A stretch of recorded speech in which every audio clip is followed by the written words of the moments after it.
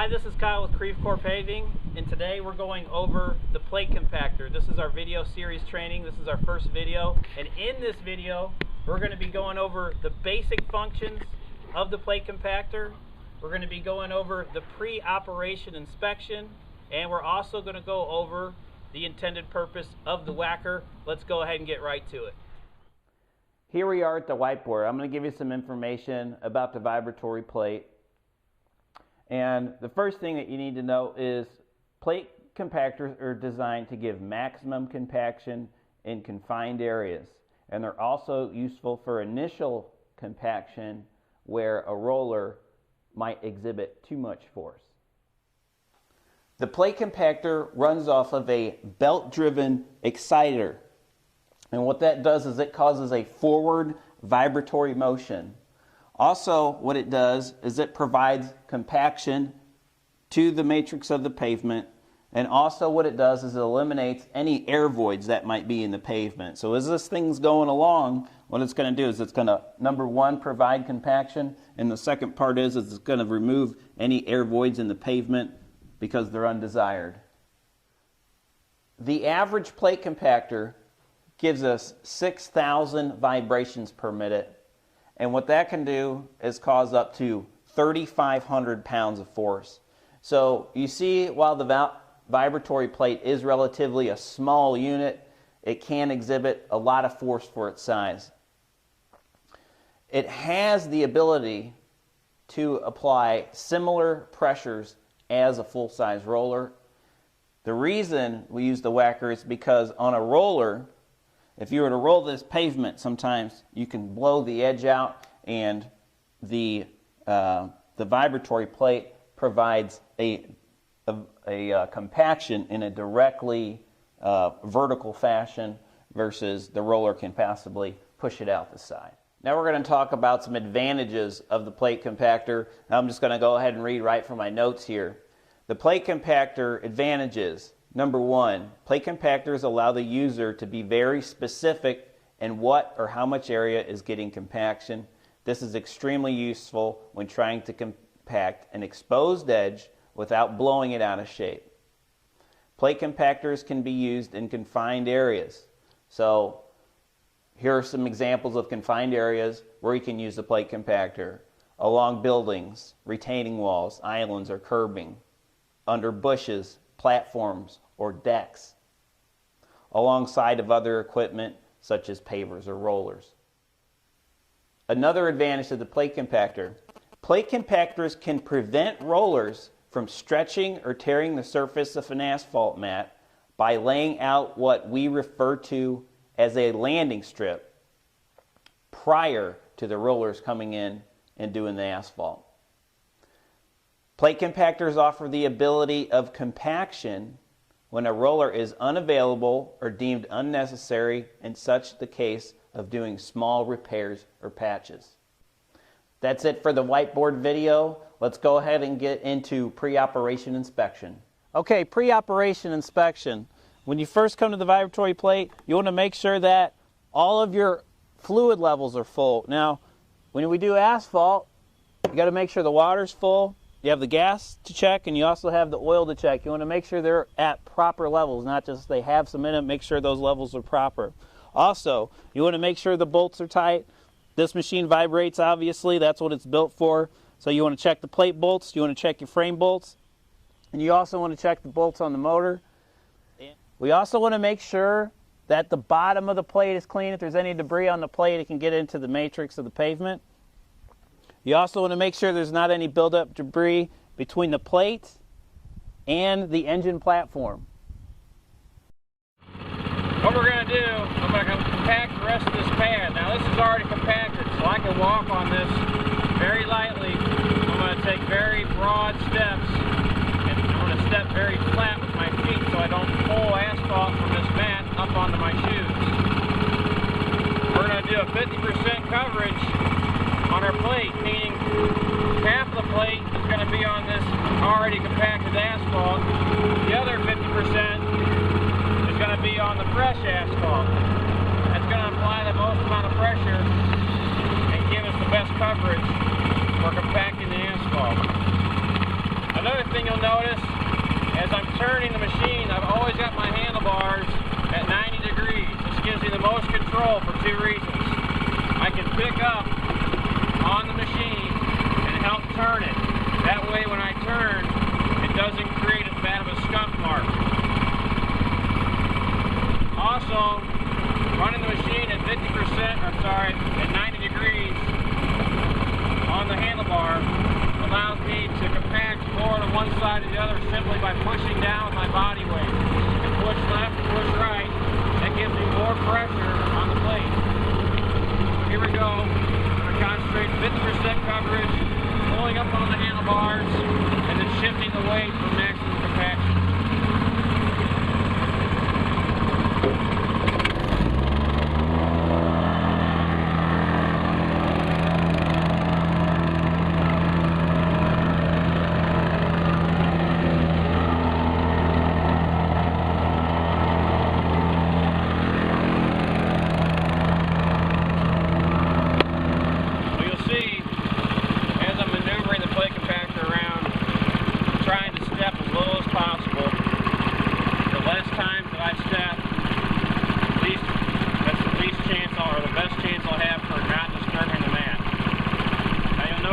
Came up to this edge, I left about an 8-inch gap between the exposed edge and the finished compacted mat.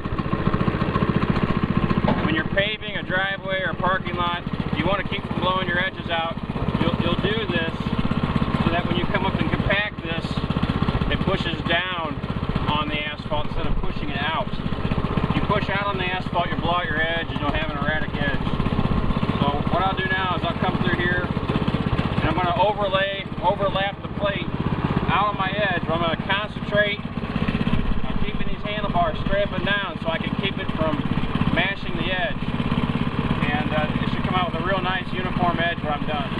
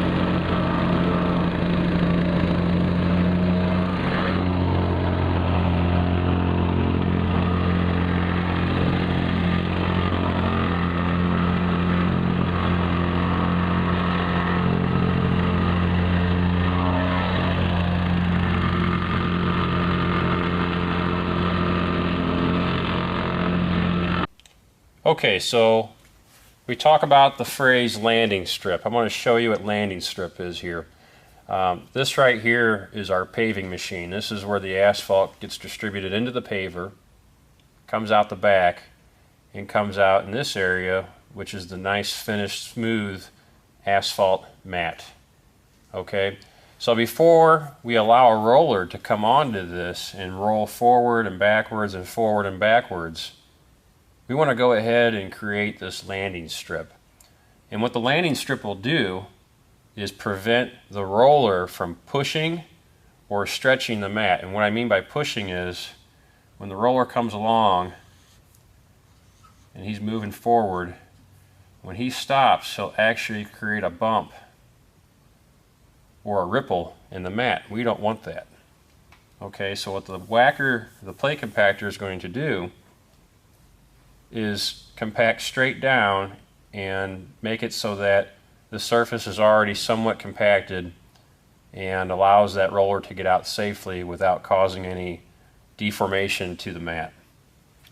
So when we make our approach with the Wacker, the plate compactor, towards the paver, we're going to go in this fashion just like so. We're going to start out about 12 inches away from the edge. Here's your edge right here. We're going to move forward in this direction about 12 inches away from the edge. We're going to come all the way up to behind the paver. We're going to make a 90-degree turn. We're going to come up behind the paver as close as possible. We're going to make another 90-degree turn and come down this edge about 12 inches away from the edge. We're going to come all the way back down to where we left off down here. And we're going to turn, come back this way, and then come back around. Now we're not going to come back down this edge yet. We're actually going to, this is our landing strip right here. Our landing strip is this area right here behind the paver to where the roller is going to stop. So we're actually going to come back, we're going to compact about the last 4 to 6 feet behind this paver. Back and forth, and then we will come back down this edge. That is your landing strip. What this is designed to do, again, is keep the roller as it's rolling forward, as he's rolling forward with the roller, to keep him from causing a ripple when he stops the machine. So after the plate compactors come back through, created our landing strip, the roller can safely stop, or what we refer to as land, on this strip and not cause any deformations to the mat.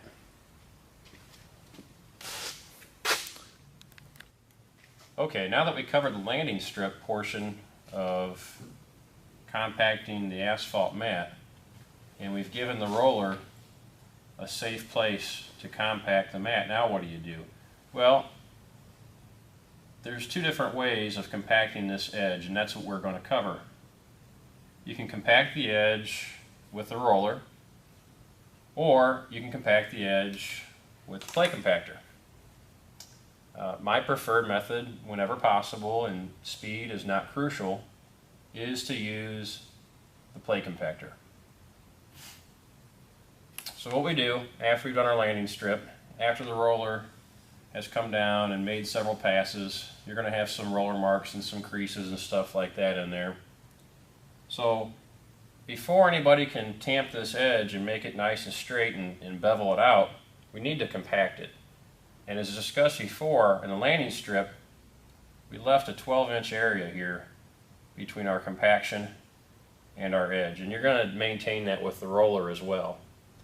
So we still have this 12-inch buffer of non-compacted asphalt on both edges. Okay? Okay, so in order to compact this, what we need to do is we need to approach the edge in a manner almost like merging into traffic. So we're going to kind of turn and then get onto the edge. But what you don't want to do is you don't want to have the edge of the plate compactor right on the edge of your mat. Because what you'll do is you'll blow the mat out and you'll make the tamp man very unhappy. So in order to keep from doing that, it might not make sense, but this is the way to do it, is to overlap this edge. When you overlap the edge,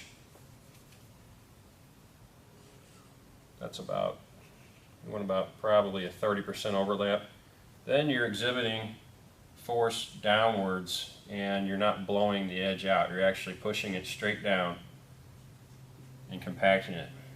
If you run up real close to the edge but don't overlap it, what's going to happen is you're going to compact this mat down here and it's going to, in return, push outwards. That's called blowing out. We don't want that. So we're going to come through with the Wacker plate compactor. We're going to kind of merge in. We're going to overlap. So our plate's going to be about 30% overlapping this edge, about like that. So we're going to make this direction forward, kind of show you with the little icon here. So we're going to compact This is backwards, but you kind of get the drift. We're going to compact like this. We're going to come up around behind the paver, and we're going to maintain our 30% coverage along the edge, compacting the edge. So basically, you just want to overlap 30%, which means right about a third of the plate needs to be overhanging the edge. You do that, you're going to come up around, back down this way, turn around, keep the same overlap going at 30%, come back this way,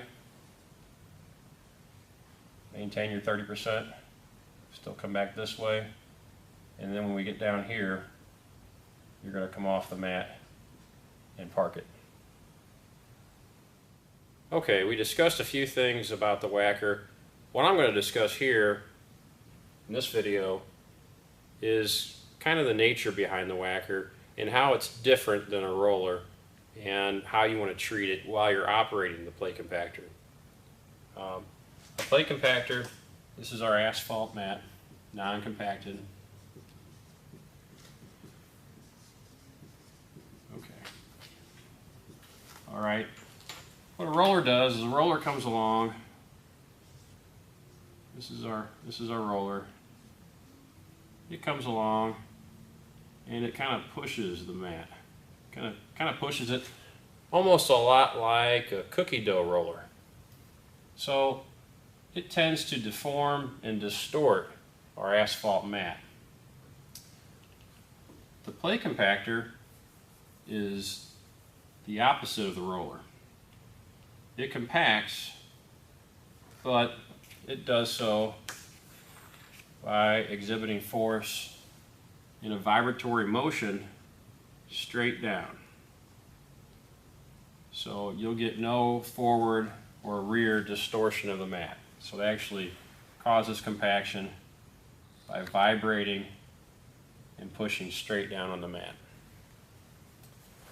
So in realizing that, it gives you some characteristics of compaction over the roller. You can do what we call pinching.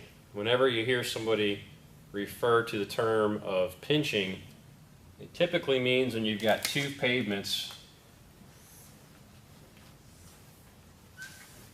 side by side. For instance, we'll talk about when a paver makes a pole. Let's say he's going this way, and say this is already rolled and compacted. This is already finished, okay? But we've got this joint right here, okay? Now, typically you'd have a roller come through and pinch this edge, but if you got an area up by an island for like a parking lot, or you're at the corner of a house, you're not going to be able to get this little bitty section right here with the roller. You're going to have to pinch that with the plate compactor.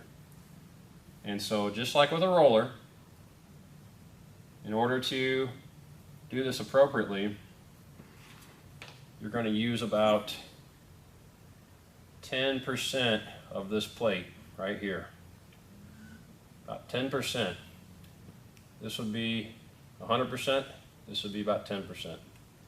And so what you're doing is you're concentrating all of the weight of this machine and its compaction power on 10% of the plate, which increases its ability to compact. So you want to make sure you keep your handlebars 90 degrees upwards. That gives you the ability to actually rock the plate compactor back and forth and give you maximum compaction in one direction. So what we'll do is we'll come down this seam. This is our fresh asphalt that's been just paved, not compacted. This is our finished asphalt on this side. Fresh asphalt, not compacted, finished, compacted asphalt.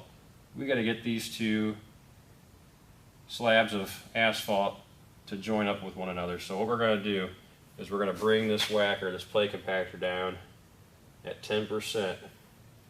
And you'll see if the loop man did his job properly, these two will mesh in to a point where there's actually no difference. So you've got, we'll look at a sideways view here.